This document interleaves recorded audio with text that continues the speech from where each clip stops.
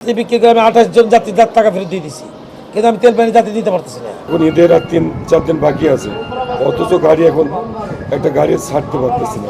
টার্মিনালে যাত্রী কোনো চাপ নেই, যাত্রী কোনো ভাবই নেই। সকাল থেকে বসে এখানে একটা গাড়িও ছাড়তে পারিনি। আর তেলের সংকট তো আছেই, আমাদের খুলনা বিভাগে তেলের সংকট আছে।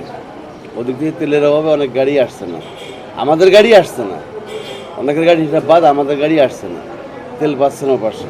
তো অনেক স্টাফের সাথে পাম্পওয়ালা বলছে আজকে দুপুরে পরে বা বিকেলে পরে বা রাত্রে পাইতে পারে, কিন্তু এখনও পাইনি। পাম্পে গাড়ি রাখা আছে, তেল পাইনি।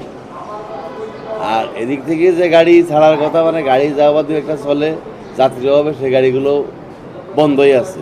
টার্মিনাল ভরা গাড়ি, কোনো গাড়ি যাইতে পারছে না যাত্রীর জন্য। টার্মিনালের অবস্থা আপনি নিজে দেখতে পারবেন, টার্মিনাল একেবারে ফাঁকা। গাবতলী টার্মিনালে কোনো যাত্রী আসছে না, এখানে কোনো যাত্রীর চাপই নেই। যাত্রী এখনও তো মনে করেন কি যে ঈদের যেই আমরা 5-7 দিন আগের থেকে 5-7 দিন আগেতে যে যাত্রীগুলি আমরা পাই, সেই যাত্রীগুলি আমি এখনও সেইভাবে পাচ্ছি না। যাত্রী ধরেন যে কালকে 16 তারিখ, হয়তো 16, 17, 18, 19 এই 3-4 দিন থেকে অফিস আদালত গার্মেন্টস বিভিন্ন ছুটি হবে, তারপরে যাত্রীগুলি মুভমেন্ট করবে। তার মানে ম্যাক্সিমাম লোকই তো দেখলো সরকারি বেসরকারি বিভিন্ন প্রতিষ্ঠানে চাকরি বাকরি করে, তারা তো ওই একটা মানে রুল আছে, রুল ছাড়া তো তারা আসতে পারবে না।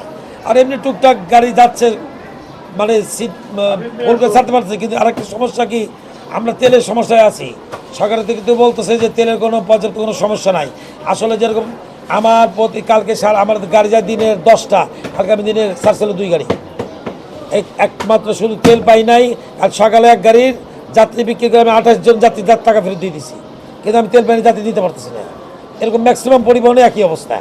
মেন কথা হচ্ছে গাবতলীর টার্মিনালগুলি চালু করতে হলে, যদি আবার সচল রাখতে হলে, মানে ঢাকা সিটির বিরুদ্ধে পরিবহন বন্ধ করে দিতে হবে। পরিবহন ঢাকা সিটির বন্ধ না পর্যন্ত টার্মিনালগুলি সচল থাকবে, মানে পরিবহন টার্মিনালগুলি একবারে শেষ হয়ে যাবে।